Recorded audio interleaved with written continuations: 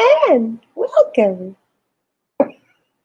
Hey, hi Is it everyone. time? It's time. Hi everyone. Let's get to how you guys doing?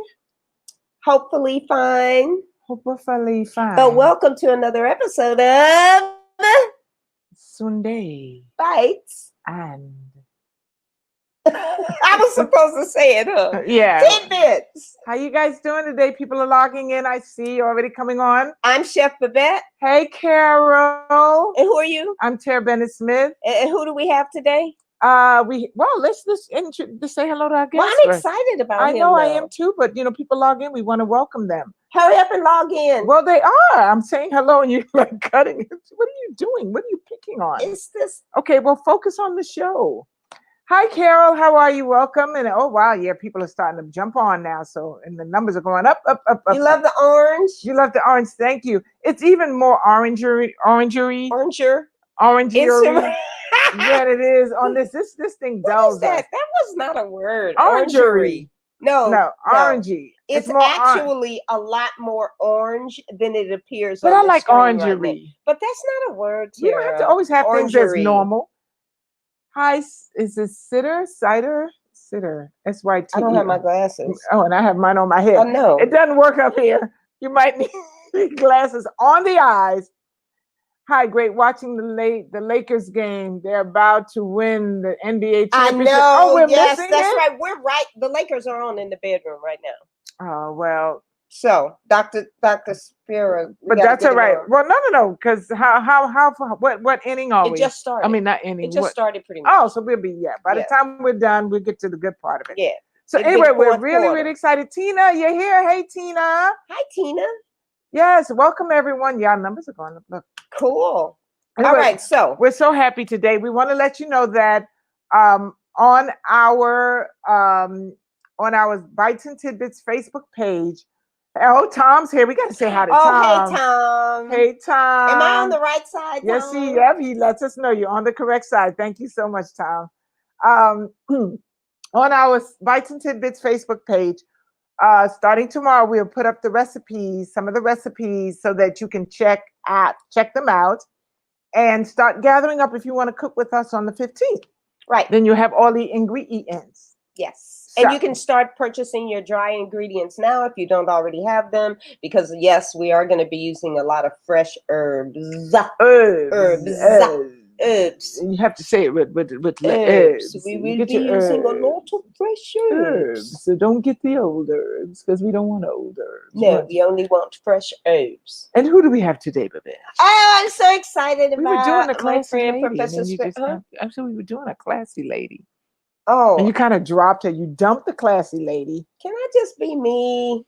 All righty, go. All right, so today we have somebody so exciting. You guys, I really, really, really want you to pay attention. If you can grab anybody away from the Lakers game, this brother is going to give us some information that is like so important. It's all about a mucus-free life. And so I think we should bring him on. You guys ready? I think they're ready. His name is Dr. Spira. Professor Spira. Professor Spira. And he's amazing. So get your questions ready and pay attention. So without further ado, you're going to bring him in. Here he is. Oh, he's here. Greetings. Welcome.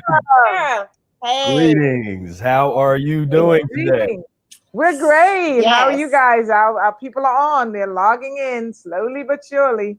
So we're so excited to have you because one of the most challenging things for people, is how to clear out their system with the mucus. Mm-hmm. And we talk to so many people, and one of the main transitional challenges is getting rid of the cheese inflammation and getting out cheese. Yes, cheese is rough on people. Cheese is rough. It's like whatever drug they put in it. It's working. Even when they get rid of the milk and all that kind of stuff, it's always cheese. Like it's the cheese is the last thing, right? And that was even the case for me because I love some brie cheese, So tell us a little bit about how you kind of came to becoming Mr.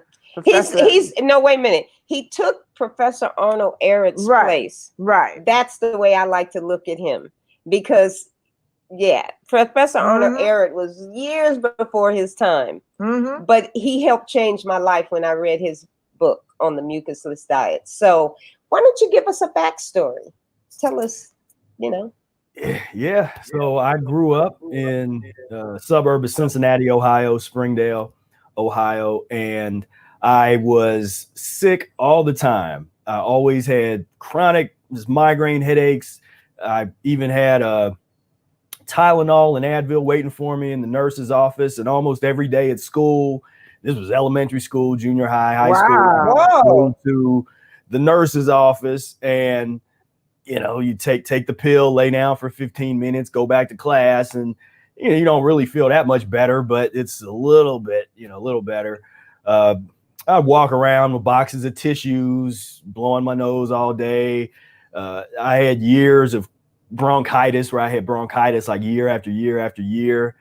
And I was overweight. At one point I was up to 300 pounds. You? And yeah. This And is I as was, a kid, though? This is as a kid? well, so this was once I was about 18. Mhm. So I was about 250 like throughout high school. I was a varsity football player. And so I did that. And so I was around 240 to 250 for most of the high school years. Then when I went to college and I stopped working out like that, and people talk about the freshman 15 where I had like the freshman Yeah. 30. I just let it all go. I went Uh-huh. to College Conservatory of Music, University of Cincinnati, to study jazz trombone performance. Uh-huh. And I kind of just was like, I'm just going to be an artist and just practice all day and practice 9 hours a day and work on the studies are real rigorous there.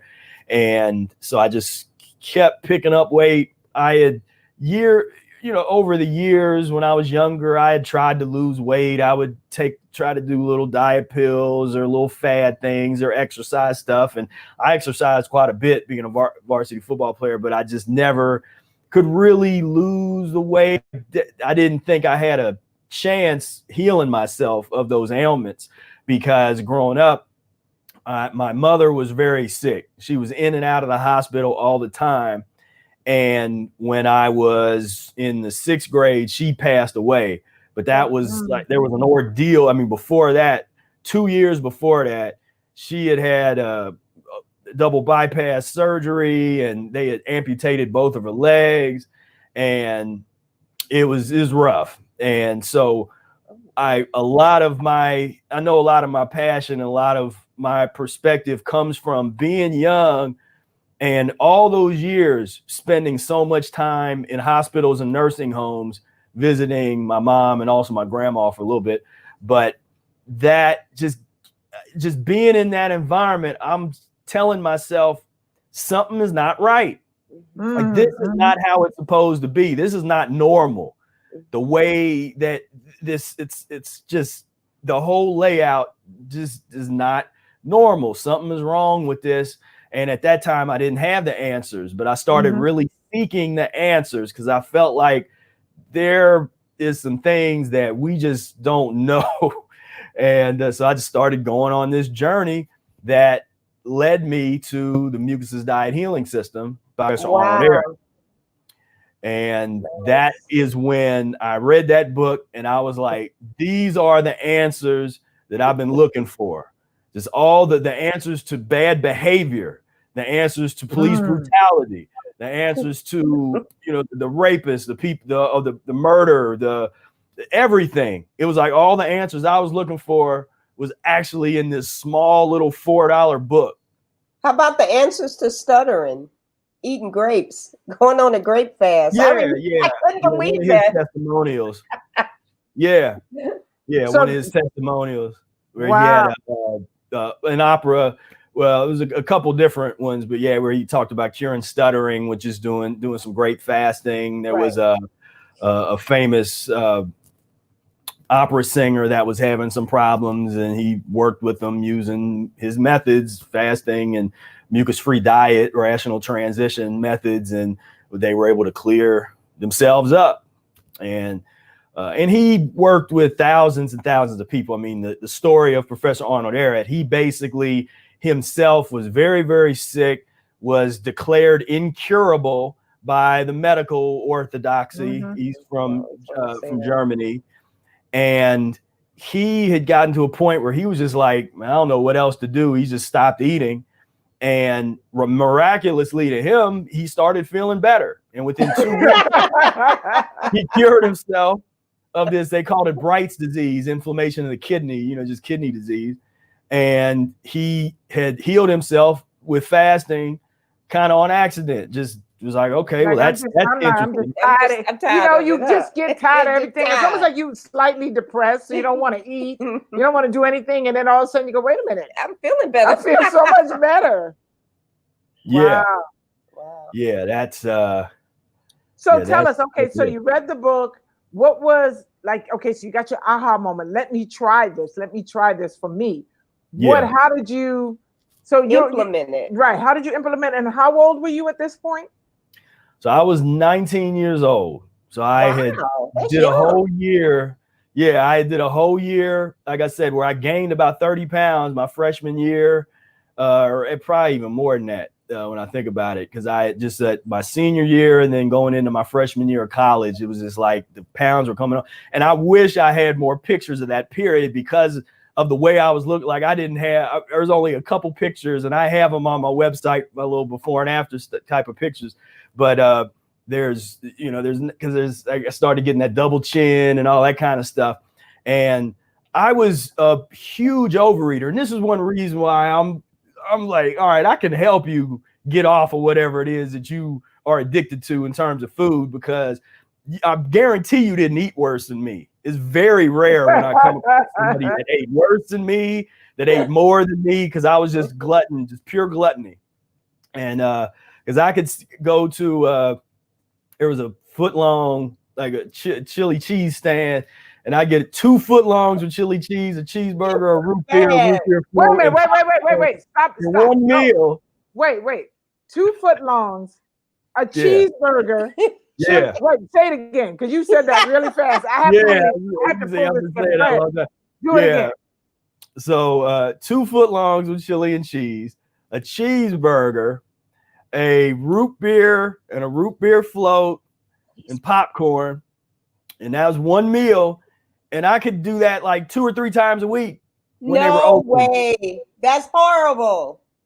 That was root beer and root beer float. Yeah, he said root beer. Yeah, you get both. You get both because they made their own root beer, so it was off the chain in terms the root of beer was to flush it down, and then the root beer float was the dessert. Yeah, that was just because that is some crazy.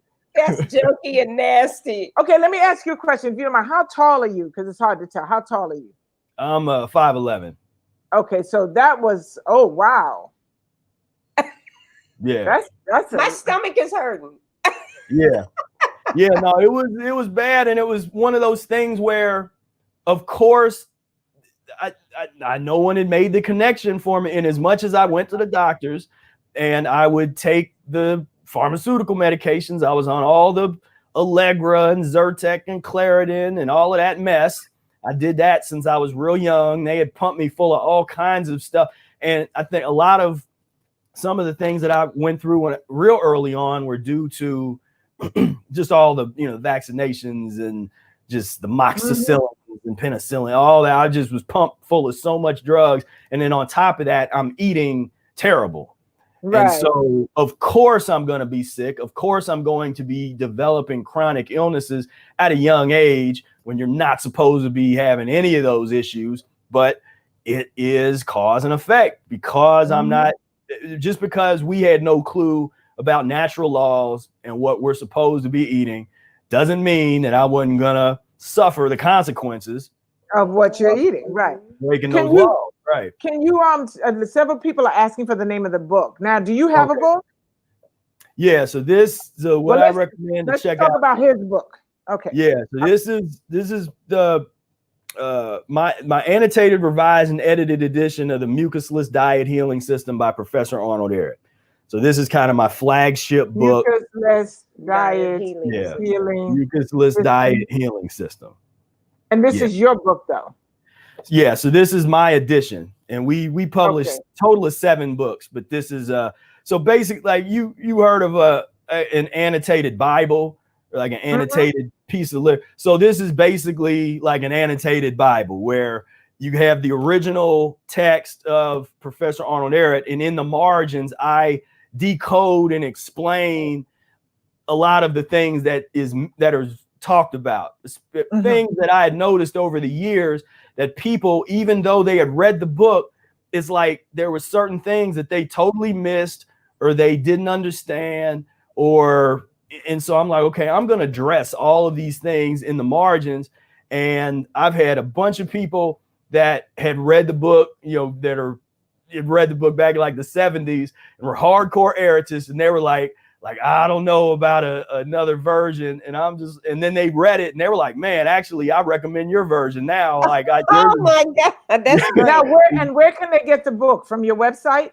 Yeah, so mucus-freelife.com. You can we have the book bundles available. You can get there. You can find the stuff on Amazon, and so if you check out mucus-freelife.com, that's okay. The one that somebody question from Ruth, right? Yeah, is this Ruth? Yes, Ruth, she keeps. This is the second time it came up, so let's go. I cannot eat soy, wheat, gluten. It seriously inflames my lungs, head, sinus, near to impossible to buy vegan foods without being made with those foods. Any suggestions? Yeah, get the Mucus-free diet healing system, because we focus on produce. The majority of what I put in my body comes from the produce section. So it's not the process. There's a way to use processed things, and that's discussed in the transition diet lessons. It's so important that you really focus on and read and reread the transition diet lessons. But when you have sensitivities and there's things that you already can't handle, then you don't have to transition off of those things, so we would look at what you're eating and where you're trying to get to, and you put together a menu plan that is transitional. So that's the one thing that I always have to explain to people. Sometimes folks think that we're real extreme or hardcore, but then they don't watch what we're talking about. We're always talking about transition. So no matter where you're starting from, there's always a logical transitional way for you to go that's not just based on what you're eating, but also based on your mindset, your goals, what you're trying to accomplish. And so that's real key. But looking at that methodology, the gradual change, that's key, because so many people now are trying to skip over the transition. They want to try to be free overnight or be raw overnight or this kind of thing. And sometimes they try to do that, but then they notice they get to a ceiling and it's like they can't go any further, and they skipped over the transition methodology. So that is key. But yeah, if you check out the transition methodology, you will be able to make substitutions in and find other things. I mean, the gluten-free kind of stuff. I mean, I went years totally gluten-free without any of those things you mentioned there. And the soy stuff, I mean, I got off of that kind of years ago. But I did use those things for transitional purposes. Right. So there's a couple of questions I do want to hit. Someone, and I'm going to answer this one, ask him what finally convinced him to go vegan. There's one about cheese, because like we talked about that earlier, that one lady said, well, what do you do? What do I do for somebody who loves cheese? And can you download your book to her Kindle? So let's start with Tom's. What convinced you to go vegan? So what convinced me ultimately to go vegan was just the mucusless diet healing system and practicing it. So, and this is one of these little kind of debates that I have sometimes with people that identify as just strictly ethical vegans, is that someone like me, I had to clean myself up using the methods of the mucusless diet healing system first before I developed the empathy to be able to conceive. I did too. yes, the fact that I am actually hurting sentient beings, that I'm eating dead animal flesh, that concept that to me now is insane. But back then I was totally cool with it. So you could have shown me all the slaughterhouse videos, all the I didn't have that kind of empathy. And the connection between what we eat and behavior is something that I try to bring to the table, because there's not a whole lot of people that really talk about it. And when people go out, just like other drugs, you have to look at it like when some people react differently to different drugs. Some people drink alcohol and get drunk and they want to go to sleep. Other people might want to go have sex. Other people get crazy and want to go start fights. So it depends on the physiology. Some people eat pus and mucus forming foods. That's the meat and dairy and the grains and starches, but especially the meat and the dairy. Some people eat that stuff and, you know, they can go home and say a prayer and go to bed and kiss their kids on the head and go night. But some people eat that stuff and they go, you know, they try to put together a plot to go kidnap a governor or something. You know, they grab a bunch of guns and go start spraying in a black church. You know what I mean? And so that's pus and mucus eating. That's the foundation, but nobody wants to talk like that, because that would, for people that are still addicted to those foods, then that would be kind of like, well, wait a minute, I eat those foods and I don't behave like that. But we don't realize the kind of behavior and the things. When you go down this path, everything fundamentally transforms and changes. Your mindset, your belief system, if you're open to it and you really commit to the path, it transforms. And when it does, and I'll give you just a personal example of me. So in high school and going into, before I started practicing the mucusless diet, I would find myself in environments where, you know, fights were breaking out, you know, crimes were being committed, you know, people were stealing things and stuff was happening. I mean, there was a party where, you know, girls were getting taken advantage of. That was the environment that I was in based on what I was putting in my body.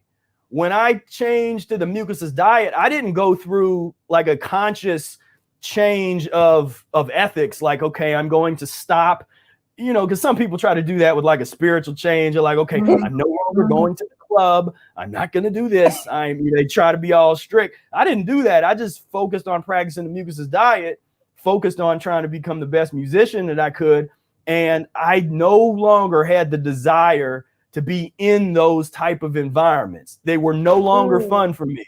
It was not fun for me to see fights breaking out over here, or to, you know, to be, you know, and you start to realize that those environments are based on stimulation. And the high octane stimulation that you get, and when you start really analyzing what people are putting in their body, because the meat and the dairy, that's already a bunch of high octane stimulation, but it's these days it's like, okay, that's the standard. You got the meat and the dairy in the gut, along with, you're not supposed to have the mixtures either, but that's a whole other discussion. But you have that in the gut, then, you know, put a little weed on top of that, put a little alcohol, you know, whatever pills the kids are dealing with these days. I mean, you start stacking all of these different things up and you're devastating the body. For one, I mean, you're just taking any kind of youth that the body might have had and just trashing it. So by the time you're 30, now you look like you're 50 or something. Oh, so true. And the behavior that follows. Yeah. And so that's it. What it sounds like you're saying is that we're pretty much, in today's climate, most humans are malfunctioning. Most definitely. Yeah, 100%.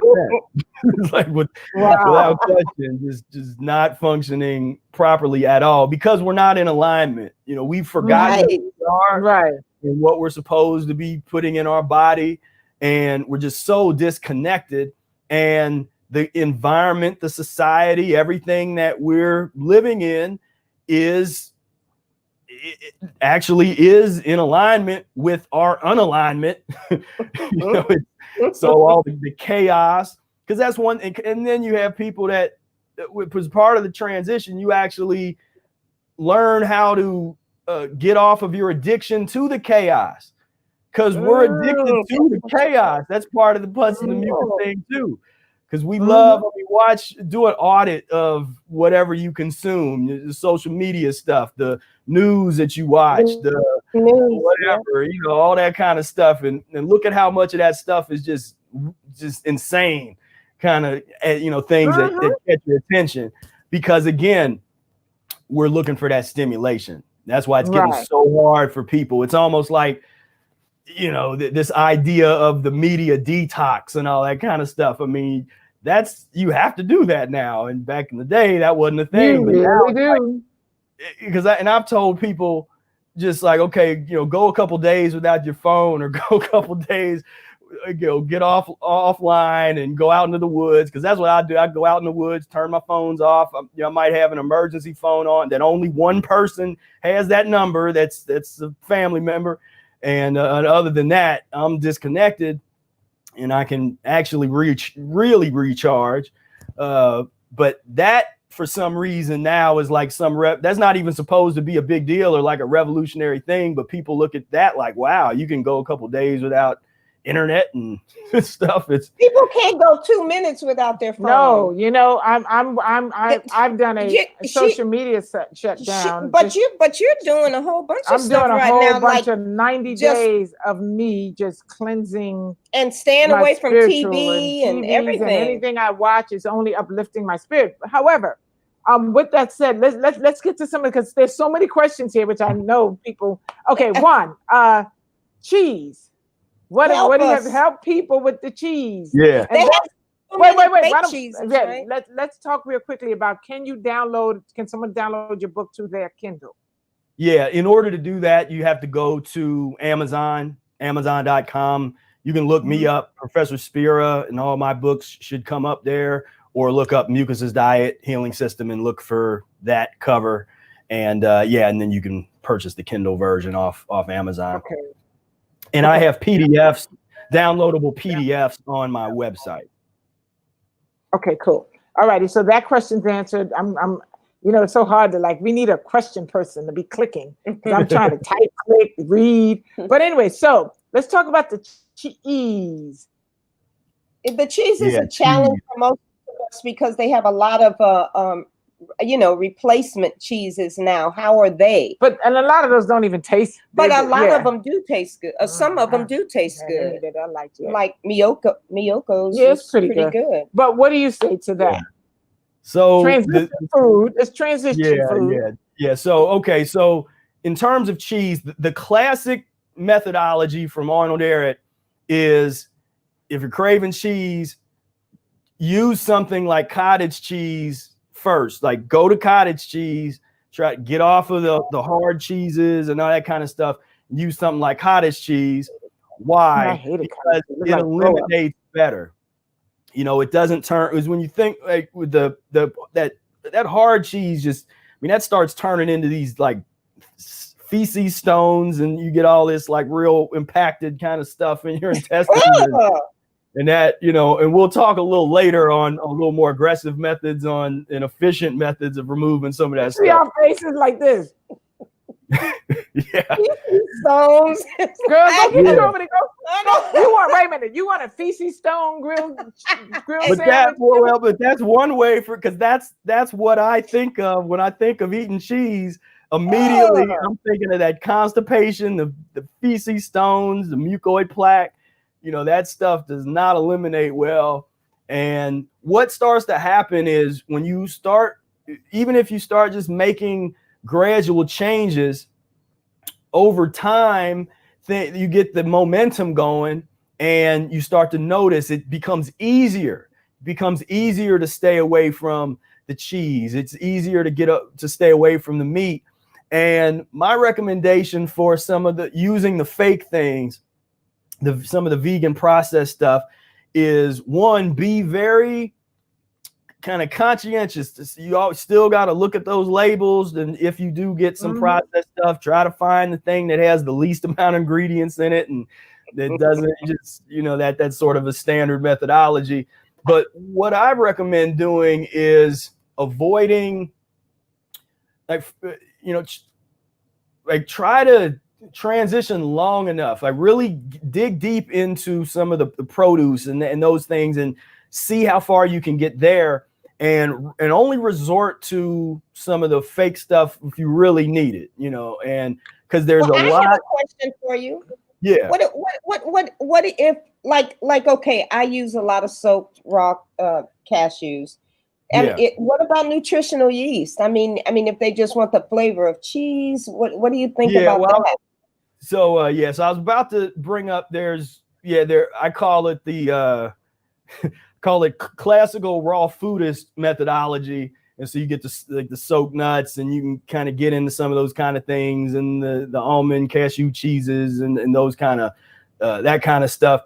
And that can be transitional, and you know, that can be a path that folks go down if you want. It's just, you don't, with any of those things, you just want to be conscientious and not just understand that it's not something that you're going to want to eat forever for the rest of your life. Right. You know, that is something that can get you over a hump, because we're always looking for new tools. You know, we're always looking for new transitional tools, and that's for me, that's the fun. That's the fun of putting together your own transitional methodology, or well, not the methodology, but your own plan. Once you learn the methodology, then you cater the transitional methodology to your own plan, because each person's body is different. And this is where, when people start trying to bring this like science, that's like, well, is this scientific? It's like, mucus diet healing system is an art form.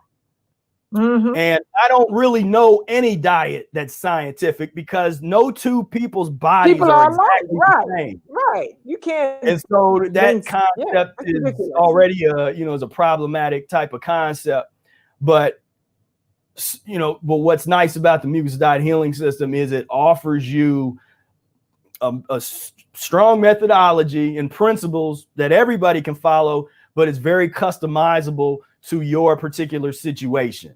Mm-hmm. To whatever it is that you're, because everybody's, like I said, one of the things that we like to do is examine our kind of the ancestry of our stomach, because we got to deal with not only what we ate, but what our parents ate and our parents ate.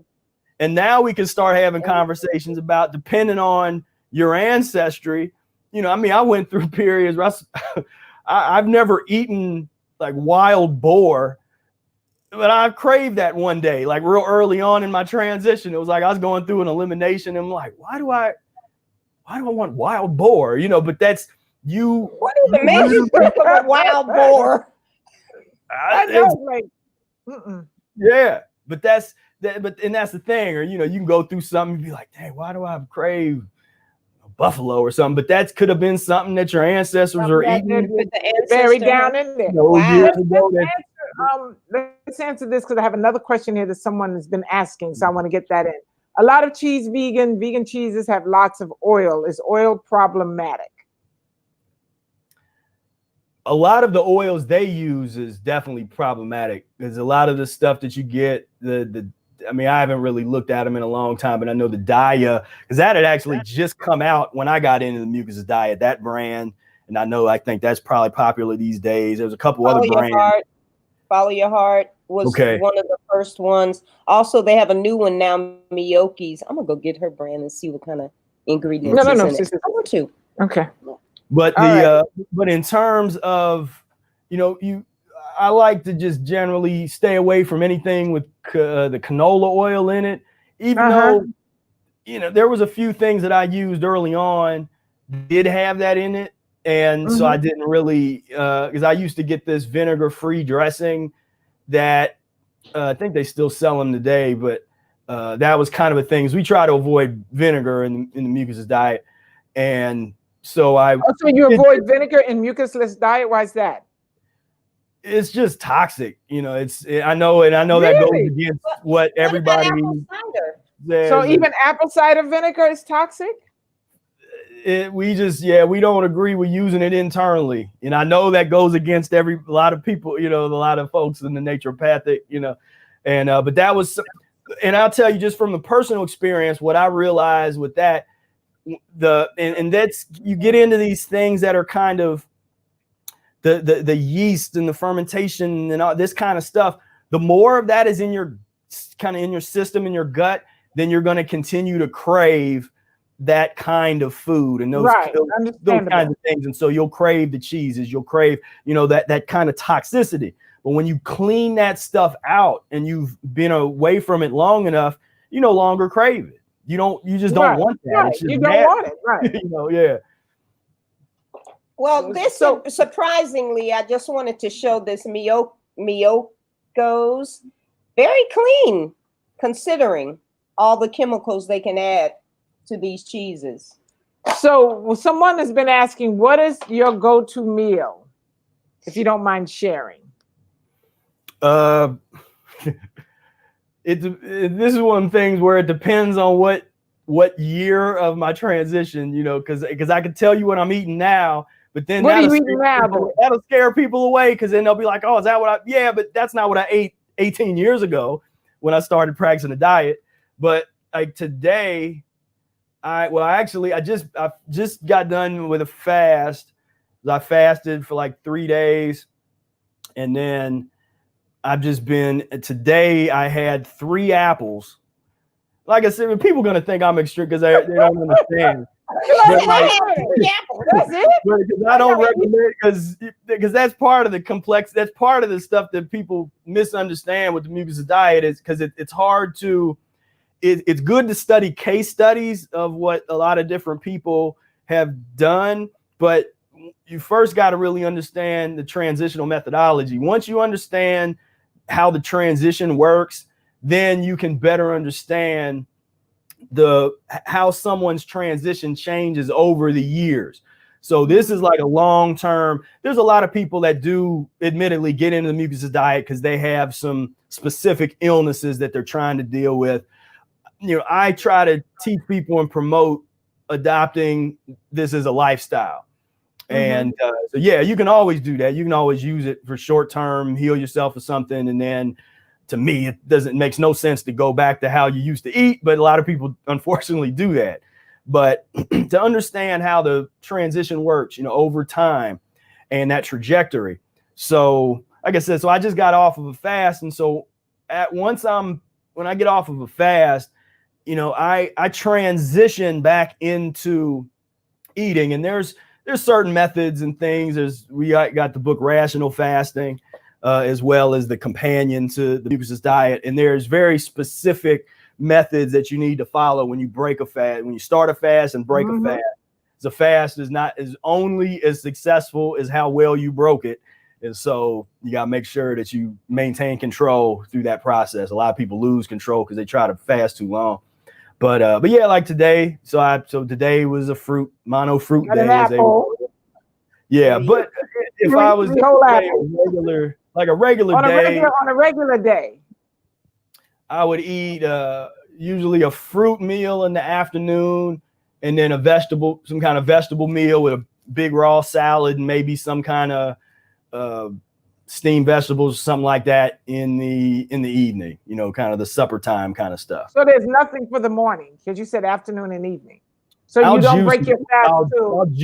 I'll either drink water or I'll juice in the morning. I usually juice in the morning. You know what I find? I find that when I juice, I usually start my day with juicing when I'm at work. It's easy to do that. But I find that I don't have a big appetite after juicing in the morning. So I kind of have to think about eating.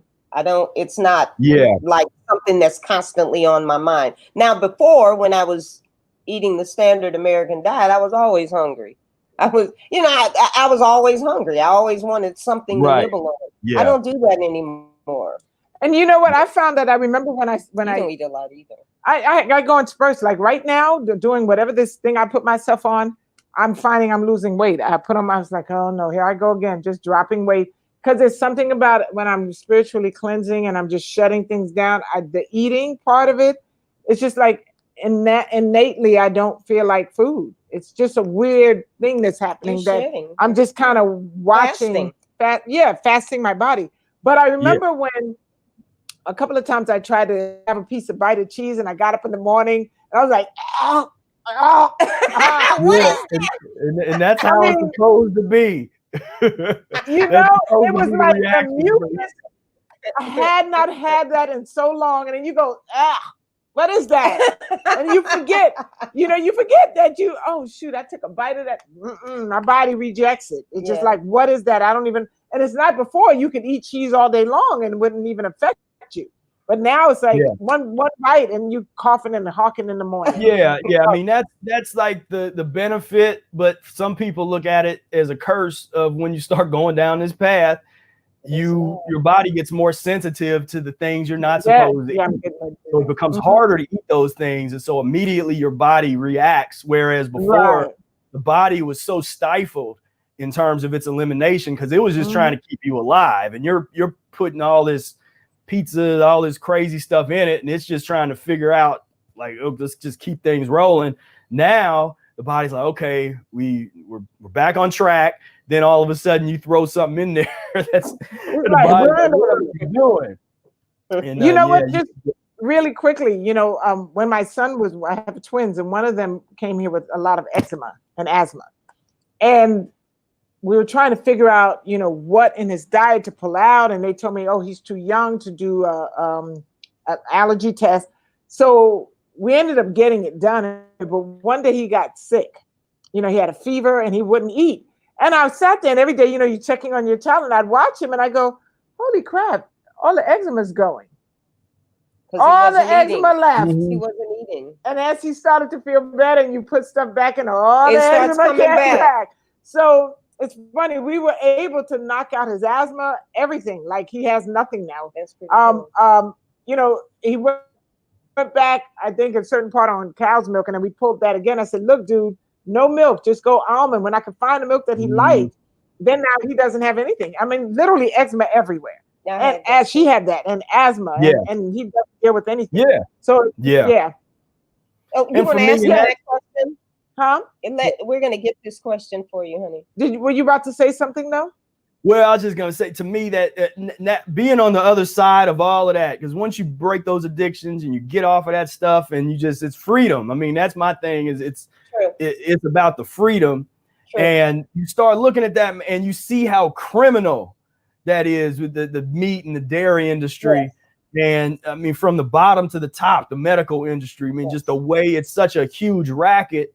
And the deep thing is the people that are perpetrating the crimes are also affected and die at the hands of their crimes that they're committing. And so it's a weird karmic type of situation. And my thing is to take yourself out of that. Just get out of it. You don't need. But a lot of them don't even. A lot of them don't want to make the connection because that means that they have to make the change. Let's answer what estrogen promoting food is healthy during supposed to be pre. Oh, perimenopause and menopause. Sorry, not. So the area of nutrition and a lot of the way that most people think about nutrition, we are fundamentally different. And it's a paradigm shift, and it's something that you have to kind of go through the mucus diet to see. So we don't get into that kind of like reductivist analysis of, okay, well, what food is this and that. We are what we found, and a lot of the women, somebody that would be you guys might like talk to Sister Terrah, who's practiced the mucus diet for 50 years or something, 45, 50 years, and had raised children on it and that kind of stuff. But it's a different, it's like we just don't, back to that freedom I'm talking about. We don't worry about all that, the kind of that reductivist thinking. So much of that, the reason that you even ask that question oftentimes is based on a marketing campaign that somebody came up with years or decades ago. On my channel, I got a YouTube channel. I've watched all these 1950s commercials. There was these white bread commercials, and to see how they used nutrition as the fundamental way to sell their product. This worthless filth. but they made it seem like you had to eat that white bread or feed it to the children, or the children wouldn't grow properly. They wouldn't get the iron. They wouldn't get the vitamin whatever. And so when you start looking at it and you look at the history of the protein theory, the vitamin theory, and the connection between the corrupted medical establishment in cahoots with and kind of developing at the same time with these highly unethical marketing campaigns and strategies, we have a society that believes all of these theories and never questions those theories. Doesn't question the protein theory. Does that even make sense? Is what the vegans end up trying to do is they try to grab a hold of theories that were based on dead animal eating. When you had people in the 1800s that wanted to basically support the way they ate, because that Eurocentric mentality where they can't do no wrong. So however they already eat must be the way humans are supposed to eat. So they created an entire nutritional system and paradigm based on how they already ate. And claiming that the human there's no basis for the human being an omnivore or being just that whole thing. You look at the history of the protein theory, and it's based on sadistic experiments on dogs where they were torturing and murdering dogs. And the protein theory came out of that. The calorie theory is Atwater's stuff. That's strange, and it makes no sense to still be using. I mean, if you look at the original theories, and I did that, you went back to like the original books, the source materials, and read them just objectively, and you look at it, it's like, man, this is harebrained. This doesn't make any sense. Yet the marketers took these theories and said, let's go with these because we can make people feel like they have to have our product. And that's this entire nutritional thing. You have to have this or you will not function right, or you will die. You have to have this protein food. You have to have this whatever. I mean, again, criminal telling you, when they come out telling you have to have this milk, this stuff in this milk, you have to have. It should be illegal, but of course that's not. Yeah. That's not. No. But you know what I was said. You made me think about the fact that they came to our grade schools. I went to grade school in the 50s. They came with this pyramid, and then they have all this stuff that you're supposed to eat that's supposed to keep you nice and healthy. And then as soon as you turn 40 years old and you start getting sick, they start telling you to stop eating half the stuff that's in the pyramid, right? And you're thinking to yourself, why did you come and tell me that I needed all this stuff when I was growing up? And now you're telling me that the same stuff is making me sick. Right. And that's what hurts me so much about our society. Because we're all about money, we will lie. We don't care who is harmed by it. As long as you buy my product, I'll tell you anything you want to hear. As long as you buy my product. And because we don't, we don't do research. We just kind of trust because it's on TV. I trusted that everything in the supermarket was okay because you had the government agencies already cleared it. If they selling it, it must be okay for me to eat. I actually believed that. When my daughter was born, I would not breastfeed my daughter. I gave my daughter Caro syrup and pet milk out of a can. That's what I started my child's life off with, and wonder why she has issues with, gaining weight. Sometimes she has a rough time. It was the sugar I introduced her to, and pet milk out of a can. Yeah, I was nuts. I was crazy. But all of us are. Even when sometimes you don't know enough, so you still kind of fall into that category just a little bit. You may know a little. I didn't know nothing. So let's say, what type of juice do you do, Professor Spira? What is your go-to juice? My juices are pretty simple. Like today I had apple grape juice. So sometimes I'll just have apple. If oranges are in season, I'll just have orange juice, just make fresh orange juice. So you're okay with your fruit juices? You know, you got people be like, you can't have all that sugar. Sugar. Oh sugar, yeah. sugar. That stuff is funny to me. I That's don't even get into the. Well, you know, but the thing too is that if you take care of yourself, and then you're not getting all that sugar, right? you're Getting vitamins. I'm right, sorry, but you're getting the sugar, but not because you don't have it coming at you from everywhere else. Exactly. Yeah. Well, and that was another, yet again, someone else that made a lot of money selling some book. I forget his name, but the guy that really was sort of championed the anti-sugar campaign and failed to make the difference between the complex and the simple sugars and free, just put everything together, and they just then the carnivore, whether it's, you know, every 5 years they rename and repackage some type of meat-based carnivore thing. So it was the Atkins diet, then the paleo, then the carnivore, and now we got the keto. You know, it's like it's all the same mess. And then they borrowed this anti-sugar thing again. Why? Because you could sell it, and there is a reason why people lose weight on these diets, on those kind of diets, because you got to understand, losing weight does not mean health. And, Arnold Ehret divides human bodies theoretically into two different physiology types, and he calls one lean types, and over the years we've called it uric acid types. These are the people that can eat anything and it doesn't seem like they gain any weight. And in the nutritional or medical, they would say that these are people that have high metabolism. Ehret's, from his research of a lot of different people, you notice that those people's physiologies deal with and process mucus and pus differently, and are overall more acidic, a little more toxic waste.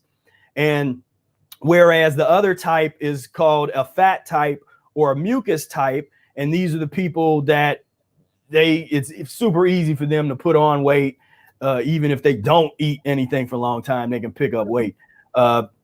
Understanding those different types, what happens when people, if you're a fat type, but then you eat nothing but the dead animal flesh, and that real kind of toxic, it gets very, very toxic, viscous kind of stuff that you're putting in your body, it will cause your body to burn, because you're toxifying your body. You're making your body so toxic, then it's going to burn all kinds of fat.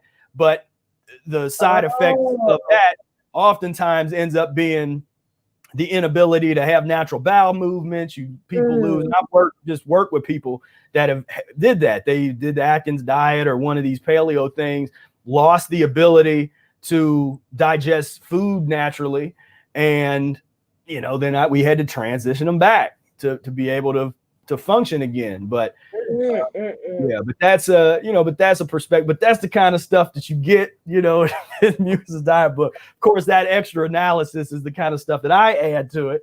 But yeah, I mean, there's a lot of things that we can, once you change the paradigm just a little bit, change the viewpoint, things start looking a lot different and making more sense. It's making so much sense.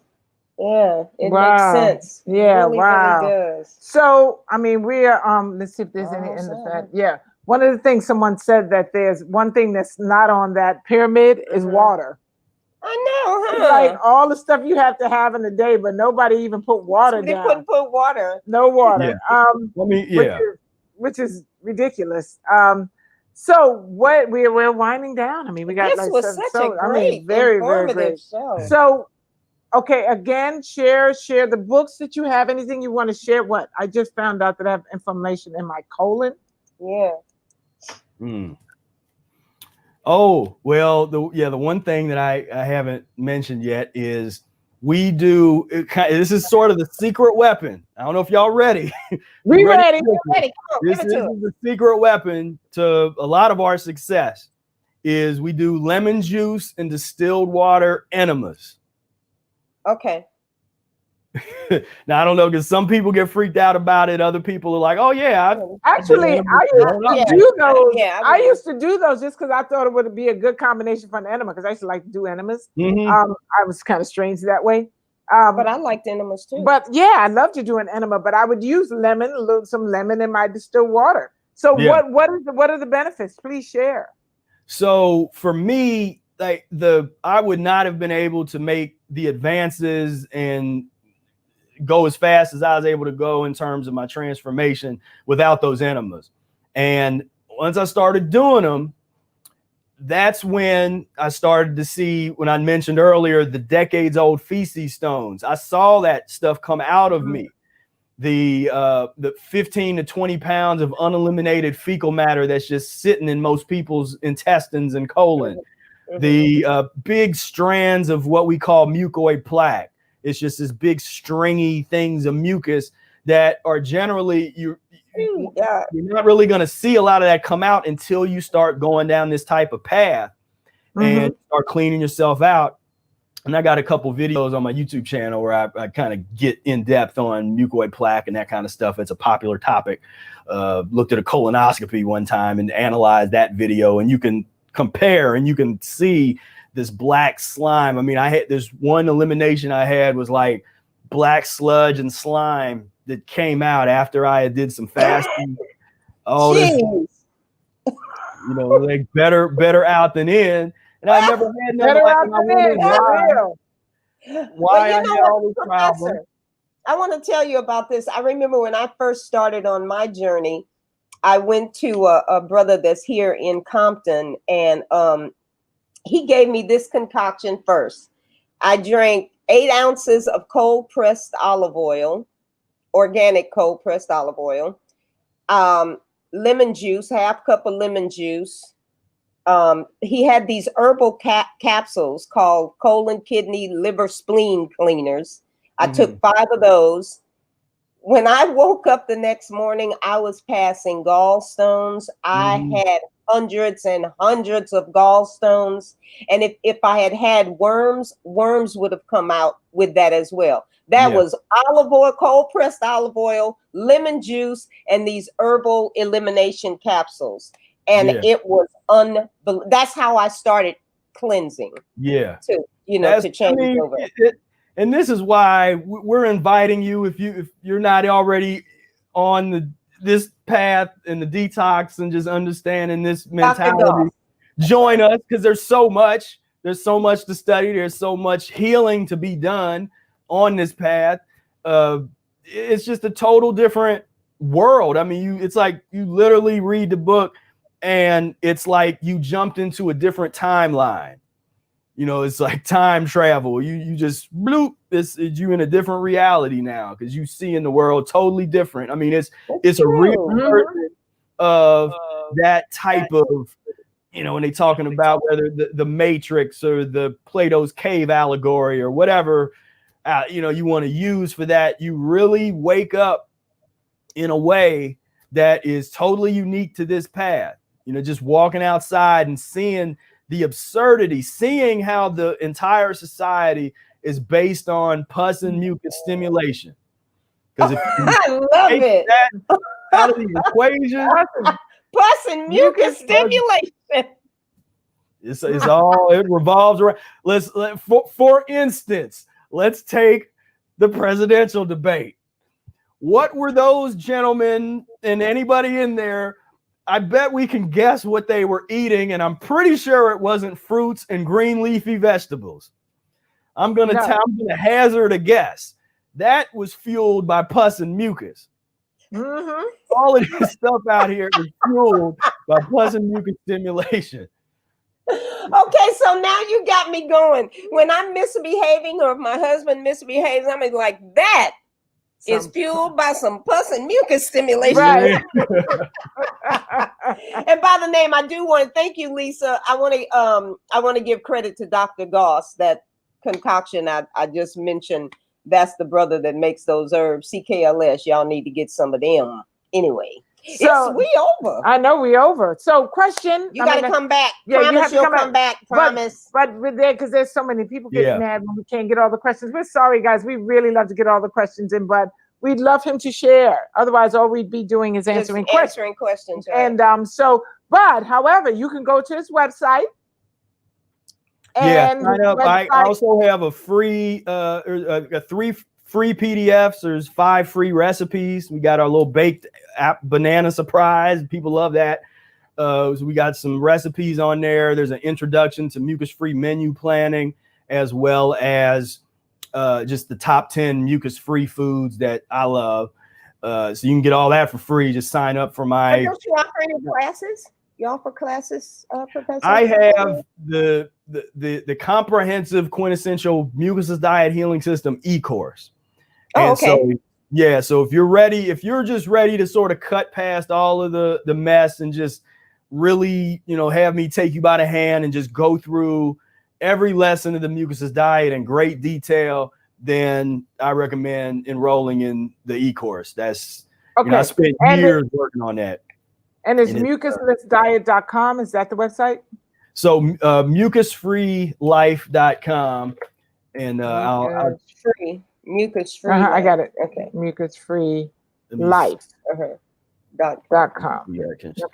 So guys, wow, we are done. Man, Professor Spira, Thank you you know so they much. want you back already. Yeah, they're like, get the professor back. We will, children of the world. we will. And it will be sometime after our break. Yeah, after the break. Remember, we go on hiatus on the 15th. So next, for those who did not hear, well, let's thank the professor, and then we're going to tell you what, let's just before, because people start to sign up as soon as he disappears. So we're doing Thanksgiving with us on the 15th, and the recipes will be up on Bites and Tidbits Facebook page. You can go there and see the recipes if you want to cook along with us. That's the 15th.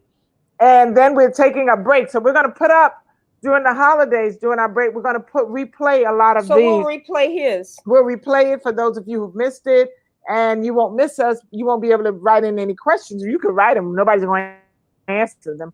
Anyway, because we won't be there. We'll be taking a break. But we want to thank you so much, Professor. This has been so enlightening. It's what you wanted. What I wanted. She was tired today, but she said, no, I'm excited about him. I want to hear about this. Yeah, because you know what? Because she's going through her little cleanse thing. She wouldn't even come in the bedroom and watch the Lakers with me. I'm like, what's wrong with you? No, I can't have none of that stuff. I'm just in a clear space right now. So it's and I'm finding that the clearer I get, the clearer I want to be, and the less I don't want a lot of different stimulus. And I'm tired. It's interesting. It's like I just want to sleep. Cleansing mind, body, and spirit at the same time is very exhausting. So but wow, this was great. This was so great. Thank you so much. And make sure you guys purchase his books and go to his website and get his information, because freeing yourself of mucus. Well, how'd you say it, Professor? That is what you said. That was some mucus and something else inspired. Wait. What did you call it again? Tell us, because we're gonna lock that in. Pus and mucus stimulation, or just based on pus and mucus stimulation. Okay. This show is sponsored by the Pus and Mucus Stimulation. It's based on pus and mucus stimulation, which we have none of here. Oh, there you go. Well, we thank you all for joining us. Thank you, Professor. And you guys make sure you go to the website and follow him and all. Are you on social media? Yeah, I'm all over the place. So I got Instagram. What are your handles? Prof.Spira on Instagram, Professor Spira on Facebook, and then my YouTube channel is Prof Spira Mucus-free Life LLC. Okay, hold on. Wait. You're going fast. Well, I'm trying to type. I'm like, what? Okay. Prof.Spira on IG. Facebook is what? Professor Spira. And then my person, then I got, you'll see in the chat, the Pro Spira. That's me. That's like the individual. So I got a fan page, which is Professor Spira. And then there's well, you'll find them from one or the other. So we got those down. Thank you guys. Thank you again for joining us. And we'll see you all next week. Bye, all of our fans. Right. Tom, Darren, Carol. Thank you, guys. Who else? Lisa. Kiara, Karen, Tina, Sage, Miriam. Who, Star? Star. Oh, yeah, Star. Hi, Star. Wait a minute, because I was, what she We said? are off the air. I know, but what did she? Because I was an old school well, we both have glasses and nobody puts them on. From scratch person, I found my transition easy because I discovered a passion for creating great plant-based foods myself. Some serious disasters in the beginning. Oh, okay. All right. Well, Peter, we're just saying thank you to all. If we missed your name, sorry, but we thank you. You know, we love you guys. We love you guys. We'll see you next week. Thank you, Professor. Bye-bye. All right. Thank you. Peace, love, and breath. Thank you. Oh, I love that. Peace, love, and breath. Because otherwise you have peace and love and you won't have any breath and you'll be dead. Bye-bye.